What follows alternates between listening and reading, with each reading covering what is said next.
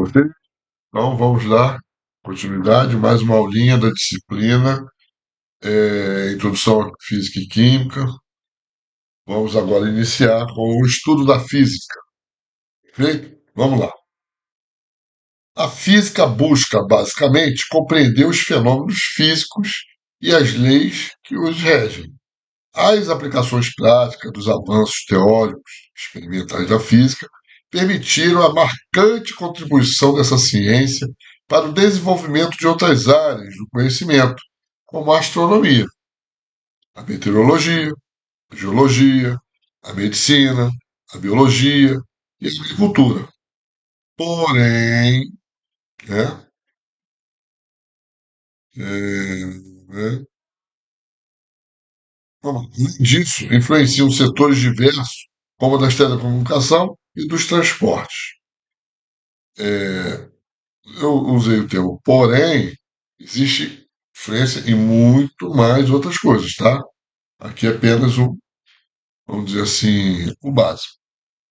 Ó, satélites, telescópios, microscópios, aparelhos de raio-x e de ultrassonografia, eletrodoméstico, lâmpadas elétricas, telefones, computadores, automóveis, são alguns exemplos da imensa lista de instrumentos e máquinas importantes do mundo contemporâneo, construídos graças ao desenvolvimento científico e tecnológico em que a física teve participação decisiva, tá?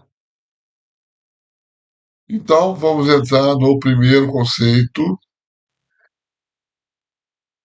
o movimento. Vamos lá.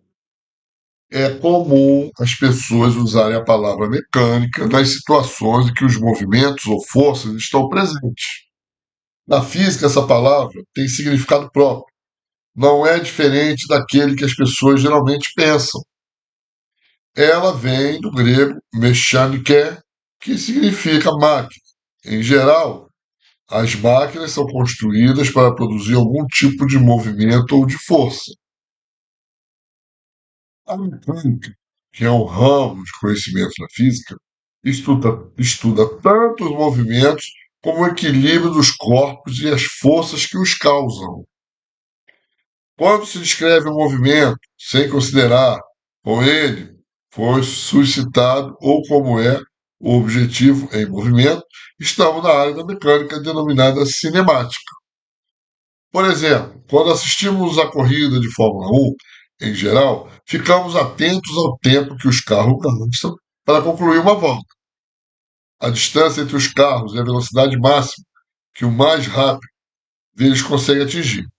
Aspectos como esses fazem parte da cinemática, palavra originada do grego kinema, que significa movimento. Quando consideramos as causas de um movimento e as características do objetivo que se movimenta ou de que se equilibra, estamos no campo da mecânica denominada dinâmica, voltando à forma do carro que lhe permite vencer com eficiência a resistência do ar. Então, voltando ao exemplo da Fórmula 1, desculpa, se nos interessarmos pela aerodinâmica, tá? Característica associada à forma do carro e que lhe permite vencer com eficiência é a resistência do ar, pela aderência dos pneus à vista ou pela potência dos motores. Entramos no campo da dinâmica. A palavra dinâmica vem do grego dynamis, que quer dizer força. Então você vai vendo que elas estão se subdividindo, né? Lá no movimento, vem mecânica, vem força, e assim por diante, né?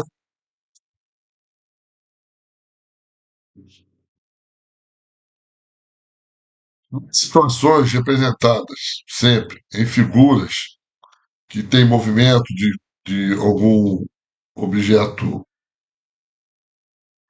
vamos dizer assim, motivo ou de trem, assim por diante, né? Pode ser referencial. Por exemplo, um poste, uma pessoa, uma pessoa, a montanha ou o assento de um passageiro do trem. O corpo está em repouso em relação ao referencial, aquilo que eu falei para vocês, se a sua posição em relação ao mesmo referencial não muda com o passar do tempo. Quer dizer que você está dentro de um veículo, está vendo passar, você está em repouso. Perfeito? O movimento, se a sua posição no espaço em relação ao referencial, muda com o tempo. O corpo em movimento é chamado de móvel. Em cinemática, o termo espaço se refere a todas as posições que o móvel pode ocupar. Então imagine-se dentro de um carro em movimento. Ao olhar pela janela, você percebe outro carro ao lado, movendo-se na mesma velocidade que o seu. Apesar de ambos serem móveis em relação ao chão ou em relação à paisagem, pode-se dizer que o carro vizinho está em repouso em relação ao seu, pois a posição dele no espaço não muda em relação a você. Perfeito?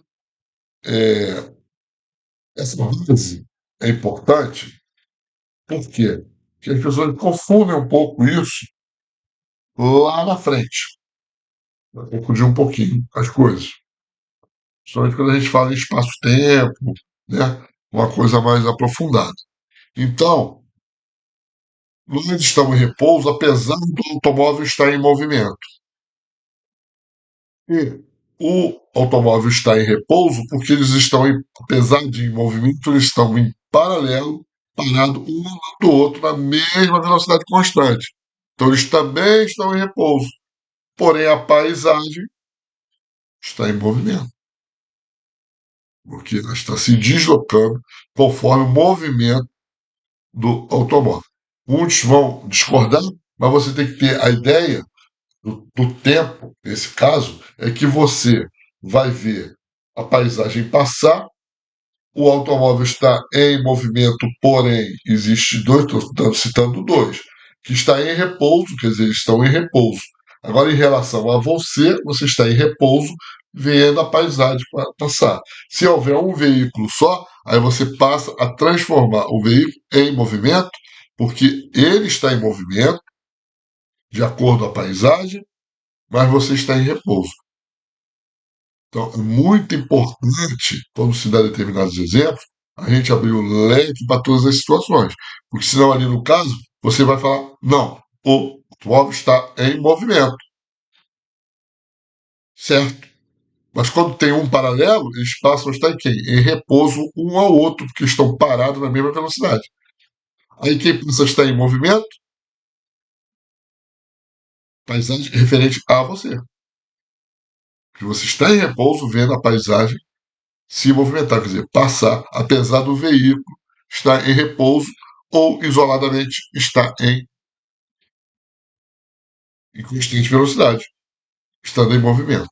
Perfeito? Essa explicação, talvez nos físicos teóricos e nos físicos convencionais, eles vão até dizer que estão errados, mas não é.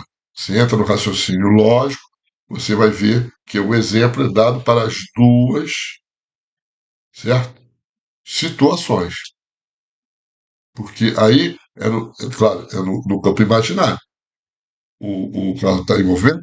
Está em movimento. Porém, ele está com um paralelo ao lado dele, igualado, então ele está em repouso, referente um a outro. Então, o que passa a estar em movimento perante a você que está em repouso é o que está passando. Perfeito? Bom, gente, dê o seu joinha, compartilhe o vídeo, ajudar o nosso canal aí, tá? É gratuito, não existe nenhum ganho, nossos cursos são gratuitos. E isso dá uma forcinha pra gente, para espalhar o nosso trabalho. Tá bom? Então, até a próxima aula.